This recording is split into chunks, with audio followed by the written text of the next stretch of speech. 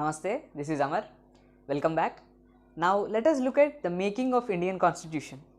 Before going into the making of Indian Constitution, let us look at India in 1936 and 37 and look at the movements and ideologies that shaped the making of the Constitution.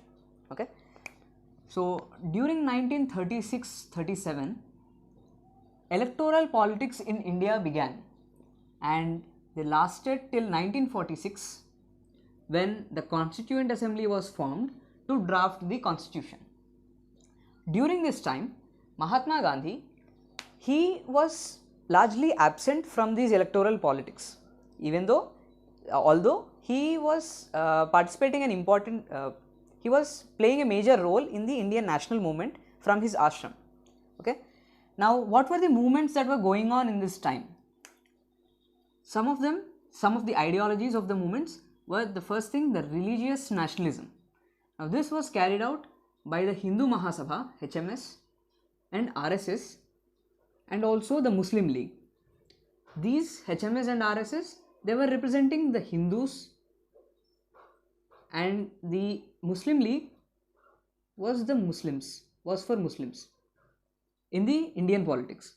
Similarly, peasant nationalism, peasant movement was carried out by the Communist Party, where the main aim was to overthrow the landlords by peasants to revolt against British and princely states and gain control, to gain justice and unity among the peasants. This was the movement.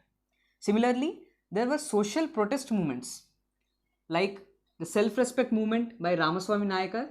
This was happening in Tamil Nadu. This happened in Tamil Nadu. The non-Brahmin party by Bhaskar Rao Jadhav in Maharashtra, and also in the same way All India Depressed Class movement by Dr. B.R. Ambedkar. So we knew that this person was going to come when we talk about the depressed class and their movements, right? So these movements were mainly focused on the integration of these depressed classes to make them join the national politics, to involve them in the national politics. Now also at this time, in this context, there were two pacts made. The first one, Raja Munje Pact, which was between Raja and Munje, and the outcome of this pact was for joint electorates for SCs and Hindus, while this Pune Pact, this was for separate electorates. The pact was on separate electorates for SCs and Hindus, I mean scheduled castes. So this was signed between Mahatma Gandhi and Ambedkar in Pune, and this is also known as the Communal Award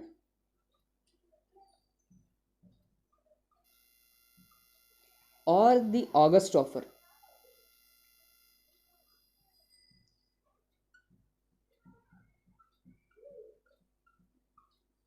So this was going on at that time. These were the movements which were actually trying to involve the depressed classes, the scheduled castes and the lower groups into the national politics, into the society.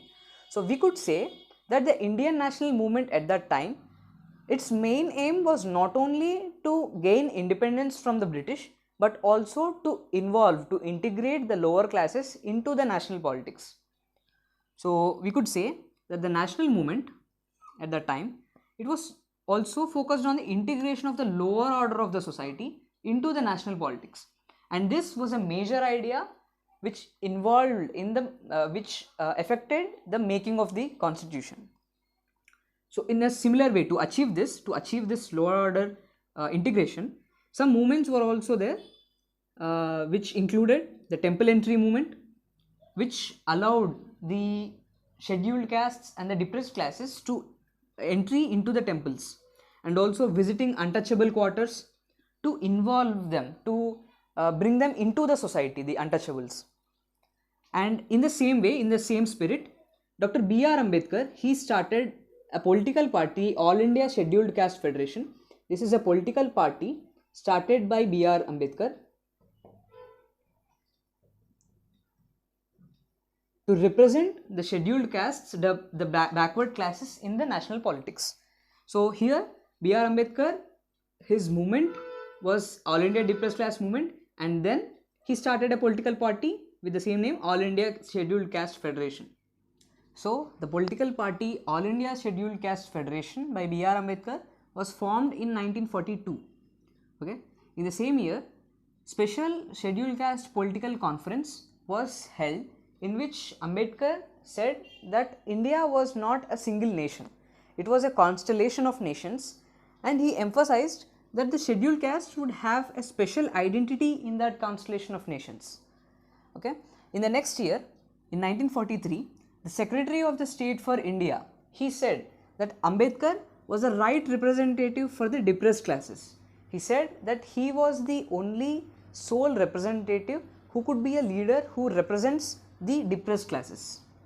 Next, in 1944, there was a non-party conference held between Tej Bahadur Sapru and Ambedkar. So Tej Bahadur Sapru, he invited Ambedkar to discuss the future of the constitution.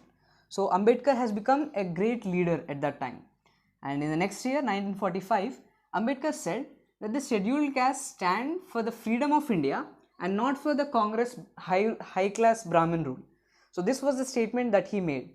This shows the rise of Dr. B.R. Ambedkar as a representative for the depressed classes, as a leader for the scheduled castes and depressed classes, on par with the top Indian Congress luminaries, top Indian Congress leaders, right? Next, when we come to the Constituent Assembly, now this was about Dr. B.R. Ambedkar. Let's come to the Constituent Assembly, CA, which was formed to draft the constitution. This idea was first given by M.N. Roy in the year 1934, and immediately this became the official demand of the Indian National Congress in 1935. But it was later in 1946 that the British had accepted to form the CA, Constituent Assembly, under the Cabinet Mission Plan to draft the constitution. So elections were held for CA in 1946. Now come to the basic question, what is a constitution? To put it simply, constitution is a set of rules on which a country runs. Okay, to put it very plainly. Now let us look at the Constituent Assembly. So Constituent Assembly was elected in 1946. The elections were conducted by the Cabinet Mission, and 296 members were elected from the provincial assemblies, of which 4 of them were from the Chief Commissioner provinces, which were basically Delhi, Ajmer Merwara, British Baluchistan, and Coorg. Okay, so these were the 4 Chief Commissioner provinces, and these 93 members they were nominated from the princely states, by the princely states. Overall 389 members were present in the Constituent Assembly, of which 26 members were from the scheduled castes and 9 from the women. 9 were women. Okay, these 296 members that were elected, of them 208 members were from the Indian National Congress. Okay, now as you can see, the Constituent Assembly members were not elected directly, they were elected indirectly, where only 10% of the population were given the right to vote in provincial assemblies. Also, the Muslim League, it joined the Constituent Assembly late, and after 1947 independence, they made their own Constituent Assembly. Okay, and also the princely states that were there, they did not show as much participation because they hoped that they would be independent after the independence of India. So we could the Constituent Assembly did not have people from all sections of India, but still it tried as hard as it could to take into account all the opinions from different sections of people and make it into the constitution, to consider it to make the constitution. So in Nehru's words, to say, we do not represent one single party or one group, but we represent all 400 million people of India, and that responsibility is on our shoulders. So that was what he said. Okay, so that's why we appreciate that they considered all the opinions of the people of India. Now The Constituent Assembly, it had many committees. This is the president of the Constituent Assembly, Rajendra Prasad.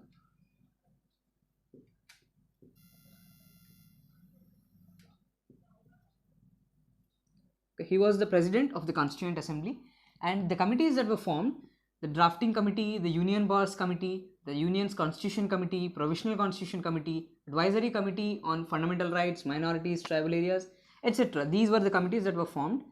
Now, the Drafting Committee chairman was none other than Dr. B.R. Ambedkar, and he was very important for the making of the constitution, not just because he was the sole representative of the backward classes in India, but also because he was a scholar, he was an economist, he was a historian, he was an expert in law, and also he read the constitutions of prominent countries in the world at that time.